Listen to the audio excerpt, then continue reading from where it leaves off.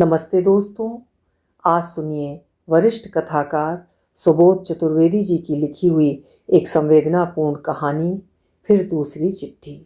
इस भावनापूर्ण कहानी को सुनिए मेरी आवाज़ में। मैं हूँ सीमा सिंह। कमला को आए लगभग 15 दिन होने को आए। विश्वास नहीं होता है कि वो वापस अपने घर भैया भाभी के साथ आ चुकी है। पिता के चेहरे पर आश्वस्ति का भाव देखकर उसे अवश्य लगता है कि कुछ हद तक पिता की चिंता कम हो सकी है। निम्मो और कम्मो अक्सर उसे घेर कर बैठ जाती हैं। उससे उन दिनों के हालचाल पूछना चाहती हैं जब वो 5 वर्ष पागलखाने में रही थी।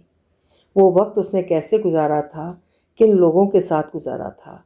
उन लोगों के लिए तो उसके अनुभव किसी किस्सा कहानी से कम नहीं है, क्योंकि उन्होंने ना तो वो परिवेश देखा और ना ही उसके बारे में अभी तक किसी से जाना सुना है। उनकी उत्सुकता चरम पर रहती है। वो एक के बाद एक प्रश्न पूछती रहती हैं। वे नादान नहीं जानती कि फिर से उस समय को याद करना उसके लिए कितना पीड़ादायक है। आज भी वे दिन उसे सहरा देने के लिए काफ़ी हैं। 5 वर्ष पागल खाने में बिताना कोई आसान काम नहीं था। कभी उसको बिजली के झटके दिए जाते थे, कभी उसको पेड़ से बांध दिया जाता था। उसकी चीखें किसी के हृदय को द्रवित नहीं करती थीं। वहाँ के कार्यकर्ता इन सब बातों के आदी हो चुके थे। उन्हें किसी के भी चीखने पुकारने से कोई फर्क नहीं पड़ता था। वे उसी वातावरण में रहने के आदी थे। मरीज शोर मचाते तो उसके मुंह में कपड़ा ठूंसकर चुप कराना भी उनको आसानी से आता था। कई दफ़ा कमला भी उस पीड़ा से गुजरी है। शुरू के कुछ वर्ष तो उसकी स्मृति से गायब हैं। उसे भी नहीं मालूम कि उसके साथ क्या व्यवहार किया जाता था। कभी कभी पिताजी मिलने पहुंच जाते थे। पहले तो साथ में भैया भी होता था, फिर धीरे धीरे पिता वृद्धावस्था की ओर बढ़ने लगे। उनका आना भी कम होता चला गया और एक दिन बिल्कुल बंद हो गया। जब वो अपने पिता को अथवा भाई को देखती तो उसकी व्यग्रता और बढ़ जाती थी। उसे लगता था कि वो इन लोगों के साथ घर क्यों नहीं जा सकती, उसे यहाँ जबरन क्यों रखा गया है। वो रो रो कर उनसे विनती करती थी कि मुझे भी अपने साथ ले चलो, परंतु वे किसी असहाय निर्मोही के समान मुंह फेर कर चले जाते थे। उनका चेहरा देखकर जहाँ एक ओर उसे मानसिक शांति मिलती थी, वहीं दूसरी ओर उसकी बेचैनी बढ़ जाती थी कि वो परिवार से क्यों अलग रहने को विवश है। अक्सर भाभी कम्मो निम्मो को डपट देती हैं कि बुआ को क्यों परेशान कर रही हो, अब तो उन्हें चैन से कुछ दिन रहने दो, फिर वे अपनी ससुराल चली जाएंगी। पुरानी बातें उनके साथ मत किया करो। परंतु वे दोनों अपनी उत्सुकता रोक नहीं पाती हैं और एकांत पाते ही तुरंत उससे उन दिनों के जिक्र छेड़ देती हैं।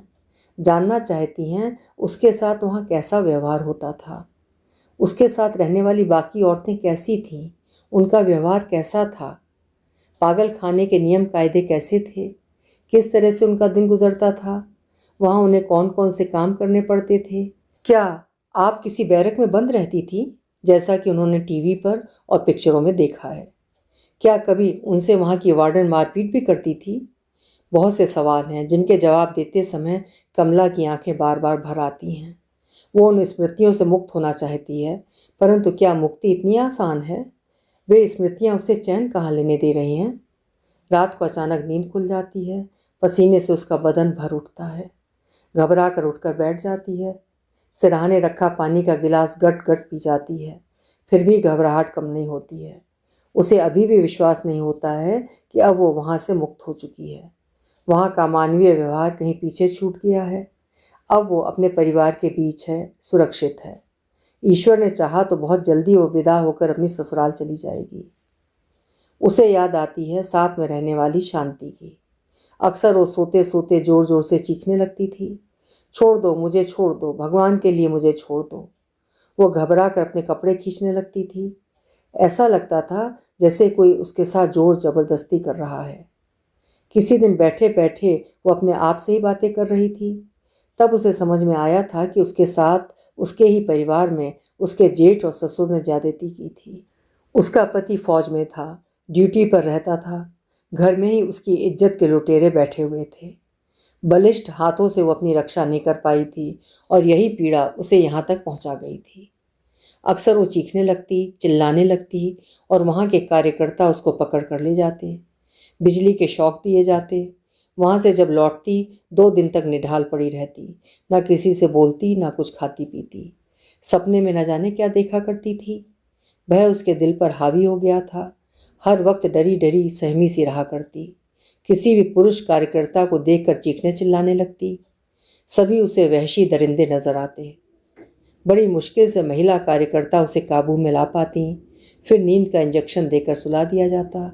अधिकांश उनमें नींद की दवाई ही हुआ करती, जिन्हें खाकर वे लोग कुछ देर के लिए उन सभी मानसिक दबावों से मुक्त हो जाया करती, जिनकी वजह से वे लोग ठीक से सो भी नहीं पाती थीं। जितनी स्त्रियां थीं उतनी उनके दर्दनाक दास्तानें थीं। जब कमला पूर्ण रूप से स्वस्थ हो गई थी तब वो उनके पास बैठकर उनकी दास्तान सुना करती थी।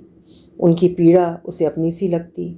जब वे ठीक मानसिक स्थिति में होती तब वो उन्हें आश्वस्त करने का प्रयास करती, उनकी निराशा में आशा की लौ प्रज्वलित करने का प्रयास करती।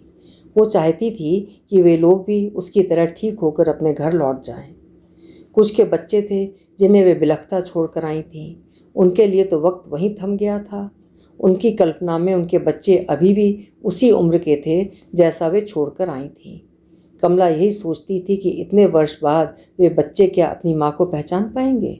इस बीच तो उन्होंने अपनी माँ को एक बार भी नहीं देखा था। क्या सचमुच घर के लोग उन्हें वापस ले जाने के लिए आएंगे? वो भी तो कब से अपने भैया का इंतज़ार कर रही है। जब भी वो ऑफिस में जाकर पूछती है वही नकारात्मक उत्तर मिलता है। हम लोग तुम्हारे घर पत्र डाल चुके हैं, पर न कोई जवाब आ रहा है और न ही कोई लेने आ रहा है। निराश कदमों से कमला भरे नयन लिए चुपचाप पार्क में जा बैठती। उसकी वेदना को समझने वाला यहाँ है भी कौन? सभी तो वक्त के मारे हैं। सभी की अपनी अपनी वेदना है, कौन किसको समझाए। महिला कार्यकर्ताओं में मालती उससे बेहद लगाव रखती थी। ऐसे अवसर पर उसे न जाने कैसे आभास हो जाता। उसे खोजती हुई वो उसके पास आ जाती, उसके आंसुओं को पोंछते हुए कहती, अरे अभी अपने आंसू बचा कर रख, जब मुझे छोड़कर घर जाएगी तब इनकी ज़रूरत पड़ने वाली है। वो मालती की बात सुनकर हंस देती। सचमुच एक दिन मालती का कहना सच हो गया। भैया भाभी उसे लेने जा पहुँचे। वो दोनों के गले मिलकर खूब रोई। आंसुओं में सभी गिले शिकवे बह निकले। घर जाने की खुशी में वो उन सभी हमजोलियों से गले लगकर खूब रोई। कुछ ने उसके दुख को अनुभव किया, कुछ ने नहीं। हाँ, मालती के आंसुओं में सच्चाई थी। एक ओर उसके घर जाने की खुशी थी तो दूसरी ओर उससे बिछड़ने का दुख भी था।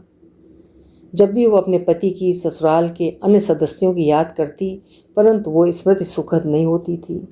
उसे हमेशा लगता था उसके परिवार ने उसको कभी हृदय से स्वीकार नहीं किया था। इसीलिए थोड़ी सी तबीयत बिगड़ने पर ही वे सदा के लिए उसे मायके छोड़ गए थे और कह गए थे इसका इलाज कराओ तब देखेंगे। अभी भी मन में एक उम्मीद बाकी है। अब तो ठीक हो गई है। क्या भैया की लिखी हुई चिट्ठी का वहाँ से कोई जवाब आएगा? क्या उसे विदा कराने के लिए उसके पति कभी आएंगे? एक उम्मीद का दिया हमेशा उसके मन में जलता रहता है। उसका मातृत्व अधूरा है। वो चाहती है कोई छोटा बच्चा उसकी गोदी में खेले, उसकी बाल सुलभ क्रीड़ाओं में वो अपने पिछले सब दुख दर्द भूल जाए। परंतु उसकी ससुराल भेजी गई चिट्ठी का कोई भी जवाब नहीं मिला है। उसकी उम्मीद धीरे धीरे मुरझा रही है। क्या वो सचमुच हमेशा के लिए तिरस्कृत ही रहेगी? उसका मानसिक स्वास्थ्य बिगड़ा, इसमें भला उसकी क्या गलती है? जैसे शारीरिक रोगों का इलाज हो जाता है, उसी प्रकार मानसिक विकार का भी इलाज होता है। उसका वो जीता जागता उदाहरण है। अब वो बिल्कुल स्वस्थ है, परंतु इस बात पर वे लोग क्यों नहीं विश्वास करते हैं?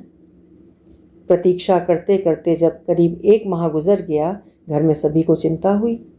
कमला का प्रफुल्लित चेहरा मुरझाया सा लगता था। एक दिन बैठकर यही तय किया गया कि अब चिट्ठी का और इंतज़ार न करके कमला को लेकर भैया खुद उसके ससुराल चले जाएं। अब तो वो बिल्कुल ठीक हो चुकी है, उससे अपने घर में रहने का हक है। अब उन लोगों को ऐतराज़ नहीं होना चाहिए। एक दिन अच्छा सा मुहूर्त देखकर कमला को विदा कर दिया गया। चलते समय वो पिता, भाभी और कम्मों निम्मों से लिपट कर खूब रोई। जब ससुराल की दहलीज पर कदम रखने जा रही थी, उसका हृदय बुरी तरह धड़क रहा था। ना जाने कितनी आशंकाओं ने उसे घेरा हुआ था। भैया जिस उत्साह से उसको लेकर आए थे, उनके कदम भी शिथिल पड़ रहे थे। मन में अनेक दुविधाएं थीं। ईश्वर ही जाने अब किस प्रकार उनका स्वागत किया जाएगा। धड़कते हृदय से उन्होंने घंटी बजा दी। द्वार खोलने कमला की सास ही आईं, देखते ही पीछे हट गईं। कमला ने बढ़कर उनके पैर छूने चाहे। पीछे हटते हुए कटुता से बोली, बस बस वहीं रहो, अब यहाँ क्या लेने आई हो? एक ऐसी बीमार लड़की को हमारे बेटे के पल्ले बांध कर उसका जीवन खराब कर दिया। अब इसके लिए हमारे घर में कोई स्थान नहीं है। भैया हाथ जोड़कर बोले, आप अंदर तो आने दीजिए, हम माफ़ी चाहते हैं। कमला बिल्कुल स्वस्थ हो गई है, अपने चरणों में स्थान दे दीजिए। आपकी बहू है, आप ही दुत्कार रही हैं तो वो कहाँ जाएगी? उनकी बात पूरी होने के पहले ही अंदर से एक स्त्री बच्चे को गोद में लिए बाहर आई। पूछने लगी, अम्मा ये लोग कौन हैं? क्या चाहते हैं? आप क्यों चिल्ला रही हैं? कुछ नहीं, तुम अंदर जाओ बहू, अपने बच्चे को संभालो, इनसे निपटने के लिए मैं अकेली काफ़ी हूँ। चलो देख लिया, अब यही हमारी बहू है, बेटे का दूसरा विवाह हो चुका है, समझदार को इशारा काफ़ी है। अब इस बात को यहीं समाप्त समझो, कोई फ़ायदा नहीं है। अपनी बहन को अपने घर रखो, अब इस घर में उसके लिए कोई स्थान नहीं है। इतना कहकर उन्होंने उन लोगों के मुंह पर जोर से दरवाज़ा बंद कर दिया। भैया ने पलट कर देखा, अब तक चुपचाप खड़ी उनकी बहन कमला लहरा कर गिरने वाली है। वो नीचे गिरती उससे पहले उनके बलिष्ठ हाथों ने थाम लिया। संसार की निष्ठुरता के विषय में अब तक काफ़ी सुना था, आज अपनी आंखों से देख भी लिया। सामने से गुजरते एक ऑटो रिक्शा में सहारा देते हुए बहन को बैठाया। कहा, बहन तेरा भाई अभी जीवित है, इसी संसार को एक दिन दिखा देंगे कि एक द्वार बंद हो जाने से जीवन खत्म नहीं हो सकता। अभी राहें और भी हैं, चिंता मत कर, मैं हूं ना। कमला के हृदय में घमासान मचा हुआ था। इस सत्य को स्वीकारना क्या उसके लिए इतना आसान था? उसी के लिए क्यों, भैया के लिए भी आसान नहीं होगा। वे दृढ़ता का दिखावा कर रहे हैं। उसने अपने कानों से भाभी को कहते सुना था, कमला अपनी ससुराल चली जाए तभी मेरी चिंता दूर होगी। कम्मो निम्मो का ब्याह भी तो करना है। कमला के इस घर में रहते शायद ही कोई वर मिल सके। कमला को अपना भविष्य अंधकार में दिख रहा था, फिर भी उसने भैया को तसल्ली देने के लिए आश्वस्त से आंखें बंद कर लीं। मुरझाए चेहरे के साथ कमला ने भैया के साथ जब घर में प्रवेश किया तो किसी को कुछ पूछने बताने की जरूरत ही नहीं हुई। उनके उदास चेहरे को देखकर सभी के सामने असलियत आ गई। भाभी का चेहरा और अधिक उदास हो उठा। मैं चाय बनाती हूँ, कहकर बिना कुछ पूछे रसोई की तरफ बढ़ गईं। कम्मो और निम्मो एक दूसरे की ओर देखती रहीं। उन्हें समझ नहीं आया कि वे बुआ का किस तरह से स्वागत करें। पहले की तरह से वे उनसे लिपट नहीं पाईं। कुछ देर कमला चुपचाप बैठी रही, फिर उठकर पिताजी के कमरे में चली गई। उनकी निर्दयता को देखकर उसकी आंखें भर आईं। उन्होंने भी कुछ नहीं कहा। कमला के सिर पर हाथ फेरा और दीवार की ओर करवट बदल कर लेट गए।